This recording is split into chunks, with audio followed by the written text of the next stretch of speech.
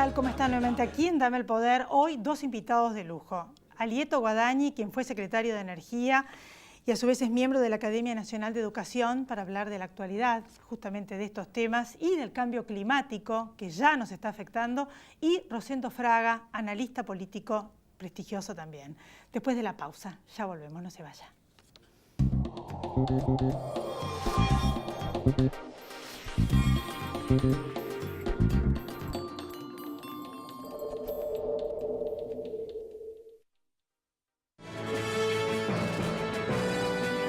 Préstamos personales de hasta 500.000 pesos a tasa fija. Cumplí tus sueños con Banco Provincia.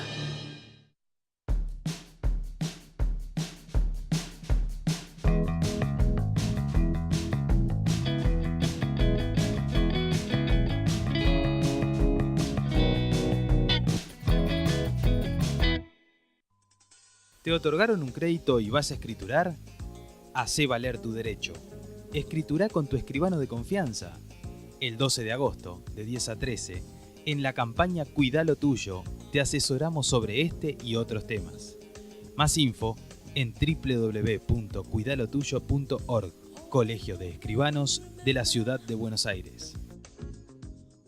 Acero es desarrollo. Acero es Ternium.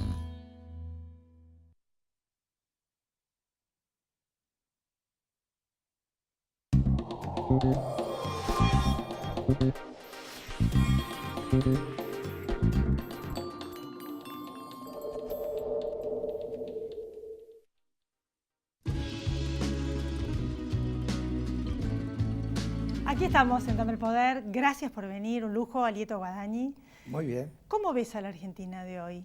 Todo este ruido que hay en el Congreso, el tema de los fueros, el tema de los candidatos que están procesados, tantos hechos de corrupción, tan poca justicia. Bueno, para entender lo que está pasando hay que tener una perspectiva de largo plazo y tener en cuenta que la Argentina es el país que más ha retrocedido en América Latina. A mediados del siglo pasado, la primera economía de América Latina era la Argentina. Los brasileros nos superaron en 1950. Hacia 1970 nos supera México. Hoy somos la tercera economía. Pero dentro de 6 años nos supera Colombia. Vamos a pasar al cuarto lugar. O sea, la Argentina, cuando uno la mira en el contexto latinoamericano, es un país muy curioso. Es un país con poco ahorro. Es un país con poca inversión. Es el país que más turistas tiene en Miami y en Nueva York. O sea, la clase alta argentina tiene un alto nivel de consumo. Cualquier persona que viaje va a ver que en cualquier hotel o en cualquier tour predominan los argentinos. Pensamos que somos 40 millones de habitantes y los brasileños son 200 millones. Esto es muy difícil de captar y al mismo tiempo tenemos un problema gravísimo que es el retroceso del nivel educativo más importante en el siglo XXI, que es la universidad. Hoy la Argentina tiene menos graduados universitarios que Brasil, que Colombia, que México y que Chile, o sea, en proporción a la población. Y va a seguir teniendo menos graduados porque la Argentina es el único país de América Latina que no tiene sistemas que regulen el paso de la escuela secundaria a la universidad incentivando el estudio. ¿Cuánto afecta, después vamos a hablar de cambio climático, que también es una de sus especialidades, pero cuánto afecta todo esto al futuro de la Argentina? Es muy difícil de revertir este atraso en materia educativa para lograr un desarrollo sostenible en el tiempo. Ese es un desafío tremendo porque tenemos problemas en los 3 niveles, en el nivel primario, en el nivel secundario y en la universidad. El de la universidad, lo acabo de decir, no tiene graduados, la deserción es altísima. De cada 100 alumnos que entran a una universidad, después de un año, la mitad de ellos no aprobó más de una sola materia cuatrimestral. La deserción es tremenda, abandonan 70 en las estatales, en las privadas abandonan 60. Es el país que menos graduados universitarios tiene. En materia secundaria tenemos pocos graduados. Los chilenos gradúan el doble que nosotros. Hoy los chilenos están graduando alrededor de 90 de cada 100 adolescentes, nosotros graduamos la mitad. Y en la escuela primaria hemos descendido al lugar 9º, cuando la Argentina siempre lideraba el primer lugar junto con Cuba en la década del 90, y hemos venido retrocediendo. Estos son problemas muy serios, pero lo más grave de esto no es que exista el problema, lo más grave de esto es que no tomamos conciencia de que existe el problema. Es como una persona que tiene un cáncer oculto y no hace el estudio, o si lo hace no se preocupa. Del otro tema que no estamos tomando conciencia es el cambio climático, que ya no solo se desarrolla en el mundo, sino acá.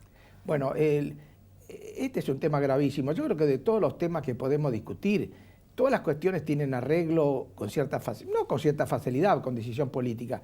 El tema del cambio climático está entrando en un punto crítico de no solución. ¿Por qué? Porque las emisiones contaminantes originadas por la deforestación, la quema del carbón, del petróleo y del gas van a la atmósfera. Pero si uno al día de mañana deja de emitir, las que están en la atmósfera no se van. Los científicos dicen que van a estar por centenares de años, varios siglos. Entonces, toda esta caparazón de dióxido de carbono y otros gases que rodea la atmósfera está haciendo subir la temperatura. El año pasado fue el año más caluroso en el planeta desde que se llevan registros. ¿Y qué está pasando? Bueno, acabamos de ver, de la Antártida se desprendió una masa polar que es 20 veces la ciudad de Buenos Aires. Eso es gravísimo. Y en el Ártico, o sea, en el Polo Norte, cada vez hay menos nieve. Y en otros lugares cada vez llueve más, en otros lugares cada vez llueve menos, hay incendios forestales, hay inundaciones. Acá hay sequías y hay inundaciones. Acá hay sequías, claro. Hay sequías en ciertas zonas y en otras hay exceso de lluvia. Por ejemplo, en toda la Mesopotamia, los grandes ríos mesopotámicos argentinos cada vez tienen más agua. Estoy hablando del Uruguay y del Paraná. Y en otros lugares cada vez va menos agua, en todas las zonas cuyanas. El problema es gravísimo. Lo que pasa es que a la humanidad le cuesta mucho resolver problemas en el largo plazo. Y además, acá hay algo gravísimo, que es el presidente de Estados Unidos. El principal contaminador mundial es la China, pero Estados Unidos es el segundo. Después viene la Unión Europea, la India, Japón y Rusia. Entre estos 6 países representan 2/3 de las emisiones mundiales. Ahora, si el segundo contaminador mundial, Estados Unidos, se retira, se cruza de brazos y dice, a mí este tema no me preocupa, ¿qué van a hacer los habitantes de la India, un país pobrísimo, que no puede, le cuesta mucho hacer los esfuerzos? El tema de Trump es un tema gravísimo porque el tiempo que se pierda en calentamiento del planeta es irrecuperable. Y esta no es una opinión mía, es la opinión de los científicos que están en diversas organizaciones que están poniendo la alerta. Y por algo el Papa hizo una encíclica. El Papa no hizo una encíclica porque se le ocurrió, porque sabía la gravedad del tema. Encíclica que en la parte científica fue escrita por cientistas que eran ateos, pero que el Papa lo convocó, a pesar que eran ateos, por sus conocimientos sólidos en materia científica, ¿no?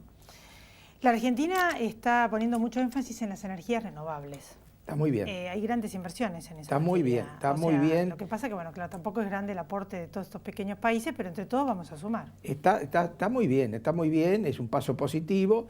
Pensemos que durante el gobierno anterior estuvo 12 años, del 2003 al 2015. De cada 100 kilovatios nuevos que se generaron en el sector eléctrico durante el gobierno anterior, 93 fueron contaminantes y solo 7 fueron limpios. Fue un gobierno muy contaminador. Hasta hizo una central de carbón. Bueno, ya sabemos que no puede funcionar porque no tiene carbón. La central de Río Turbio es una central que requiere 1 millón de toneladas de carbón para funcionar y la mina no produce 100.000. Pero en fin, esas son las cosas que hacía el gobierno anterior. De cualquier manera, lo que usted me dice es un hecho positivo. La eólica y la solar son soluciones, pero hay que avanzar más todavía, es insuficiente. Hablando de energía, aumentaron las tarifas. Yo siempre digo en este programa que en realidad uno de los pocos ajustes que se hicieron fue que la gente dice estamos viendo un ajuste. Lo que ajustaron fue las tarifas, porque si no, no iba a haber más ni luz, ni gas, ni nada. Porque en realidad los demás ajustes del sector público y de achicar el gasto aún no se hizo eso. Es más, hay más planes que antes y más asistencia social. Lo que pasa es que con otras variables económicas por ahí hay gente que todavía no lo siente, pero es la realidad. ¿Por qué? O sea, que la gente se acostumbró a gastar la energía y no se dio cuenta que no la estaba pagando lo que valía. O sea, ¿qué es lo que pasó? Porque ahora la gente se queja de que no le alcanza la plata porque, claro, entre otras cosas, tienen que pagar más caro el gas y la luz. Ojo con la palabra la gente. Cuando usted dice la gente, seguramente está pensando en los habitantes de la ciudad de Buenos Aires, Olivos, San Isidro, Avellaneda. No, me refiero a la gente del interior también. Bueno, yo viajo mucho al interior. Sí, pero los del interior, estoy hablando de los cordobeses, los santafesinos, los tucumanos, venían pagando antes de este gobierno 7 veces más que nosotros. Siempre más caro. 7 veces. Y ahí viven 2 de cada 3 argentinos. O sea, lo que había anteriormente era una tremenda injusticia en contra del interior, porque todos los subsidios del gobierno nacional iban a la capital federal y a los 24 partidos del conurbano, pero no iban ni a Mendoza, ni a Córdoba, ni a Jujuy, ni a ni la a provincia de Tucumán. Buenos Aires. Claro, No hace falta ir tampoco tan iban lejos. al interior. Balcarce, Mechongué, Correcto. todos los pueblos del interior pagaban Tandil. Lo que ocurre es que cuando usted por 15 años se habitúa a cierta estructura de precios, le cuesta mucho cambiar. Entonces la gente se acostumbró a tarifas subsidiadas. Y por ejemplo, no tenía conocimiento que un chileno o un uruguayo o un brasilero pagara entre 15 y 20 veces más, no el doble ni el triple. En Montevideo la electricidad era 15 veces más que en la ciudad de Buenos Aires. Ahora, cuando usted por mucho tiempo tiene tarifa subsidiada, tiene dos fenómenos negativos. La primera, que no puede alentar la conservación y uso eficiente de la energía, porque cuando la energía es prácticamente barata, nadie se toma el trabajo de ahorrarla, y la humanidad necesita ahorrar energía para evitar las contaminaciones. Y el otro lado, descapitalizó al sector, o no vamos a olvidar la cantidad de cortes que había. Los cortes se multiplicaron 6 o 7 veces durante el periodo anterior. Y por último, ¿cómo ve las perspectivas de este gobierno? Los pros y los contras. Bueno, acá hay un problema político muy serio, que es la primera vez en la historia, no la primera vez en la historia, pero desde 1900, digamos de la época Alfonsín, que gobierna el Ejecutivo sin tener mayoría parlamentaria. Alfonsín tuvo mayoría parlamentaria, Menem tuvo mayoría parlamentaria, Duhalde la tuvo, Kirchner la tuvo. Este gobierno no tiene mayoría parlamentaria. Entonces este es el gran desafío.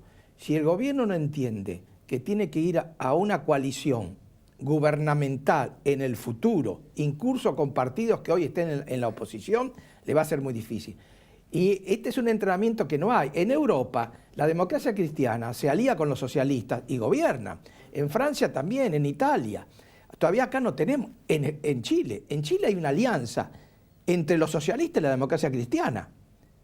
Bueno, y por eso Chile salió adelante. Acá lo que nosotros requerimos son acuerdos fundamentales, porque la agenda que enfrenta la Argentina es muy complicada. Se puede salir adelante, pero se requiere una gran coordinación política, poniendo el futuro de la Argentina por encima de cualquier otro valor. Totalmente de acuerdo, y sobre todo frente a la mirada de los inversores, de manera tal de que se sepa que las políticas van a ser a largo plazo. Ese es el punto. Sostenibles en el tiempo. Por seguro, porque los inversores, ¿por qué van a venir a la Argentina? Si tienen muchas oportunidades. Hay que demostrar seriedad y respeto a la ley. Gracias, Alieto. Muy amable. Después de la pausa, Rosendo Fraga. No se vaya, ya volvemos.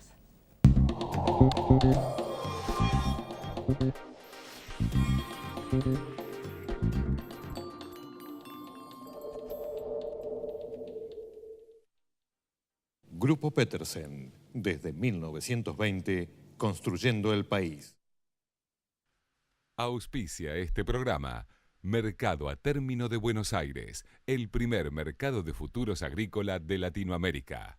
Pensá en lo que vas a poder hacer con lo que ahorrás. Aprovecha hoy mismo esta promo de Provincia Seguros y llévate un 30% de descuento con el seguro de tu 0 kilómetro, camioneta o 4x4. Llama al 0810-222-2444. Consulta con tu asesor de seguros o en nuestras sucursales. Nuestro compromiso es con vos. Provincia Seguros, una empresa del Grupo Provincia.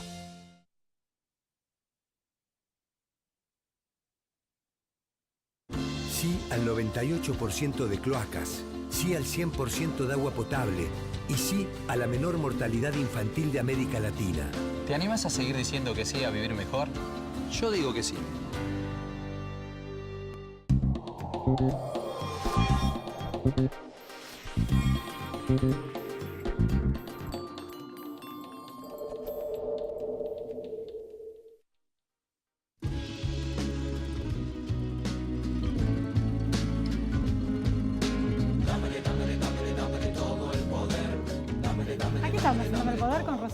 Gracias por venir, Rosendo. No, gracias por invitarme. Bueno, algunos dicen, de acuerdo a lo que está pasando en el Congreso y en el país en general, un pensador decía que los pueblos tienen los gobiernos que se merecen, francés, del siglo XVIII. Y otro, André Malraux, del año 1976, murió, que los pueblos tienen los gobiernos que se le parecen. Bueno, no sé si son tan diferentes una afirmación de la otra, ¿no es cierto? No sé si son tan diferentes una de la otra. Me parece que hay una correlación entre gobiernos y sociedades, con excepciones. A mí me parece que hoy en Venezuela el gobierno que hay ni se parece ni se merece la sociedad que tiene. Es una sociedad que ha votado ya en contra, que se moviliza, ¿no es cierto? Es decir, hay veces que eso no es así, hay veces que es así. Pero yo a veces lo explico, esto mismo que vos decís, de esta manera. ¿Qué es lo que hace que el peronismo, tras 71 años, siga dominando la vida política argentina? Bueno, porque es la fuerza política que mejor entiende, comprende y representa las ambigüedades, contradicciones y complejidad de la sociedad argentina. Si no, no tendría una razón de eso. ¿Cómo dice la decadencia argentina, el peronismo estuvo todo este periodo? Y sin embargo, ¿no es cierto?, sigue ganando elecciones y tenemos el tema de Cristina hoy en la provincia. Bueno, hay una cierta correlación entre ese peronismo y la sociedad argentina, que es ambigua, compleja y contradictoria. Y el peronismo es el que mejor procesa eso. Qué definición descriptiva sociológica interesante, benévola también. Lo cierto es que estamos viendo en el Congreso que se cuestiona y se pasa a cuarto intermedio para ver si lo expulsan en diputados al exministro Julio De Vido con sus múltiples causas, procesamientos por supuestos hechos de corrupción. ¿Qué opinas? Bueno, primero, creo que estamos discutiendo algo secundario. Es decir, para que avancen las causas de Julio De Vido, para que Julio De Vido sea llevado a juicio y eventualmente sea condenado, no hace falta ni sacarle el fuero, ni expulsarlo, ni suspenderlo. Creo que acá se crea como un gran llamarada, pero para ninguna hace falta para detenerlo. Pero para procesarlo, que ya está procesado en varias causas, enjuiciarlo y condenarlo, no hace falta ni sacar el fuero, ni expulsar, ni suspender. Entonces me parece que, ¿no es cierto? Es decir, es como decir, bueno, no es que los juicios contra De Vido no están avanzando porque tiene el fuero. No están avanzando porque no están avanzando por otras causas que no son esas. Perfectamente, un juez que lo tiene procesado puede llegar a la conclusión que tiene que mandarlo a juicio. Sin embargo, no estamos viendo que ninguna de las causas en las cuales esté procesado se haya decidido llevarlo a juicio, que podría ser y podría, ¿no es cierto? Entonces me da la impresión de que sí, este es un tema político en última instancia, desafuero, suspensión, expulsión. Lo que estamos viendo es que esto se demora. Esto es lo que se demora, porque se demora por esto que yo te digo, desafuero, expulsión y suspensión. Y entonces la mayoría que se puede juntar se divide por esto. Entonces, pero no perdamos de vista, escuchame, esto no impide que la justicia avance ni que llegue a una condena. Y esto es lo que también me parece que es lo que no está funcionando. Sin hacer futurología, que no lo hacemos nunca, pero ¿cuál sería la perspectiva en caso de que gane Macri o de que gane Cristina Fernández de Kirchner? ¿Existe la polarización? ¿Cómo ves este escenario electoral? Yo creo que existe una polarización atenuada. Y que además vamos a una elección que se define el efecto ganador o perdedor en la provincia de Buenos Aires, donde no hay segunda vuelta. Y se gana por un voto. Porque el que saca un voto más se queda con 2 senadores y el otro con 1. Es decir, al elegirse senadores es como que se ejemplifica, se manifiesta muy claramente que es ganar o perder. Y acá es donde un voto puede definir cosas muy, muy diferentes. Es decir, ganar o perder la provincia de Buenos Aires implica en el efecto ganar o perder la elección nacional. Ahora, yo te lo simplifico así. El gobierno gana la elección en la provincia de Buenos Aires y se lo va a percibir a Macri como un presidente de 8 años. De que de las últimas 7 presidenciales, 6, la previa anticipó lo que iba a pasar a la presidencial para el gobierno. La pierde y se lo va a percibir como un presidente de 4. Estoy hablando de las percepciones. Después las cosas pueden ser distintas, nada es una matemática en el pronóstico. ¿Y cuál es el núcleo duro de Cristina Fernández? Yo creo que en la provincia de Buenos Aires claramente es 1/3 de los votos, que es el segmento más popular, el segmento de menores ingresos. ¿Tiene posibilidades de ser candidata a presidente en el 2019 en caso de ganar? Mira, si el 22 Cristina saca un voto más en la provincia de Buenos Aires, esa noche vas a empezar sus partidarios militantes, Cristina 2019. Después si llega, si no llega, no sé si esa misma noche se gana por un voto, vas a ver el lanzamiento de una candidatura presidencial de Cristina. Como pocos, creo que uno de los mejores analistas que hay, lejos en América Latina, sos vos, y nos explicaste hace unos años, mientras que era el gobierno kirchnerismo, que se asemejaba al gobierno de Vladimir Putin en Rusia. A las pruebas me remito, todos los hechos de corrupción que están saliendo a la luz, dio que tenía razón. Y a su vez, una de las descripciones, que esta la hago yo, que todo el mundo habla de que venimos de un populismo. ¿Cómo se combina todo esto? ¿Qué posibilidades hay de salir?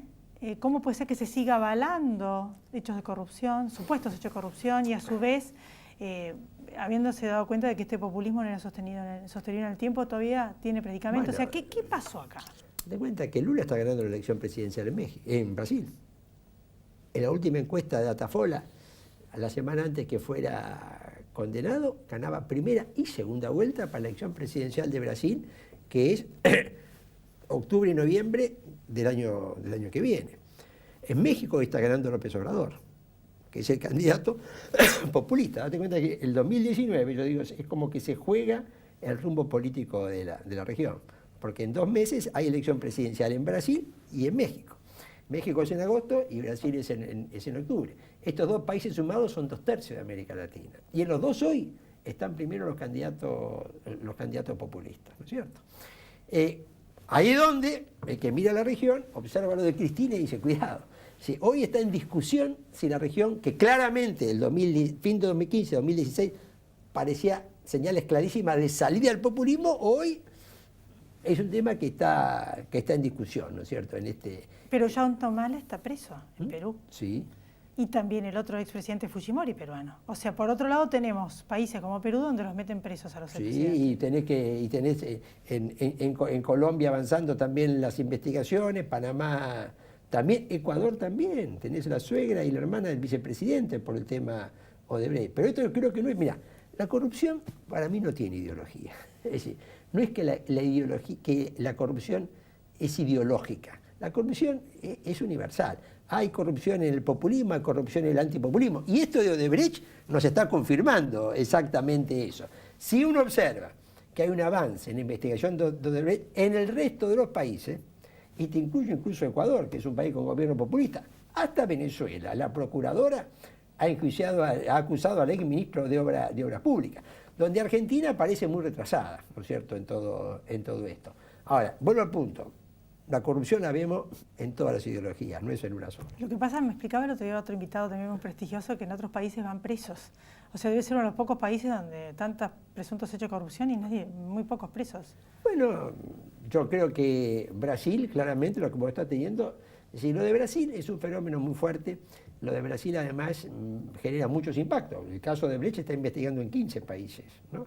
14 de América Latina y el Caribe y uno de África. Yo no descarto que los efectos de todo esto en la Argentina tengan manifestaciones políticas. Quizás me lamento la lentitud con la cual las cosas se van esclareciendo. Esto que estés 10, 12 años para resolver una causa de corrupción, evidentemente no debe ser. También nos explicaste magistralmente que los populismos pueden perpetuarse en la medida en que tengan recursos, de donde vengan. ¿En qué situación estamos? Acá recursos hay, no genuinos, sino de pedido de solicitud de deuda, como hubo en otros gobiernos, por ejemplo Menem. Como siempre cuento en este programa, ¿no? El gobierno de Kirchner se sustentó con la soja, después con la emisión monetaria espuria y ahora con deuda. Bueno, en definitiva, ¿qué va a pasar con el populismo? ¿Van a modificar esta estructura de regalar esta cadena de la felicidad, dinero, sin sustento de crecimiento económico sostenible en el tiempo? Bueno, mira, si el petróleo hoy costaría 80, no estaría Venezuela como está. El chavismo no estaría cayéndose o derritiéndose como está pasando. Con el petróleo a 40 y pico, eso sucede. Aquí es donde vos vas viendo, ¿no es cierto?, los efectos. El tema es que, esta es la paradoja, es decir, si no hubiera habido una caída de los commodities, Macri no era presidente. Sí, Macri gana por punto y medio porque ya al kirchnerismo la economía dejó. Porque se sostenía, como todos los televidentes saben, la soja a precio de $600 y ahora está a 300. Pero o sea, de alguna manera fue lo que sostenía. Les contamos a los televidentes que ya saben. En general, yo digo, siempre ya lo decía Churchill, ya año 53. El problema de los gobiernos populistas es que se termina cuando se acaba la plata para financiarlo. Y ahí vienen los gobiernos, llamarle de centro derecha o de gestión, como lo queramos llamar, ¿no es cierto? Porque hay que ordenar las cosas. Esta es la oportunidad del cambio ideológico, se da a partir del cambio. Mirá, mientras llueve la plata, entonces el que está en el gobierno sigue. Cuando se empieza a complicar eso es cuando hay una oportunidad del cambio. El desafío del que viene después del populismo casualmente es esto: ordenar las cosas y poner la economía a crecer sin un contexto de abundancia. Y un sociólogo que también vino me explicó que viene uno, ordena las cuentas acá en Argentina y viene otro y lo gasta.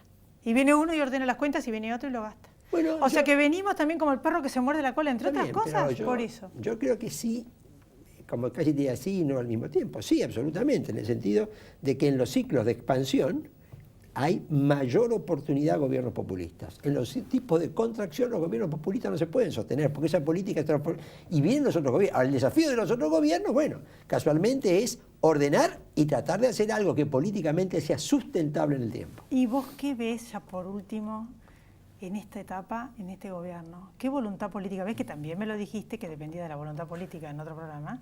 ¿Cómo lo ves en cuanto a este tema, ¿no? De ordenar todo? Es muy difícil, muy difícil. Bueno, yo no sé, a ver, a mí me parece que los que imaginan un Macri del ajuste, me parece que están proyectando algo que les gustaría. No sé si Macri, ni Macri, jefe de gobierno de la provincia, de la ciudad de Buenos Aires, fue un presidente de ajuste. Yo a Macri lo veo más como el presidente de la infraestructura. Creo que él tiene ideas más claras en el tema de la infraestructura y dejar su marca histórica, una gran transformación de la infraestructura, viste, que en otro tipo de campo. Me parece que esa es la prioridad y lo que el liderazgo de Macri puede objetivamente generar. El perfeccionamiento institucional, otra serie de cosas, sería deseable, pero no sé si ahí lo que no tenemos es algo que suele suceder, que la sociedad le proyecta al líder político lo que ella querría, ¿no es cierto?, que sucediese. ¿Y alcanza con la infraestructura? ¿Nos tenemos que conformar con eso? ¿Sería suficiente? Bueno, depende. ¿Es necesario, pero no? ¿Cómo No, bueno, yo creo que es importante, pero creo que es importante. Lo cual no quiere decir, bueno, ya estamos más de 1 año y medio de gobierno, o sea, no es tampoco el periodo. Es importante, no es suficiente. Bueno, la verdad, como siempre, sumamente interesante. No, muchas gracias. Y ojalá que puedas volver pronto. Bueno. A todos ustedes también, gracias por estar ahí. Nos volvemos a encontrar la próxima semana aquí en Dame el Poder. Chao.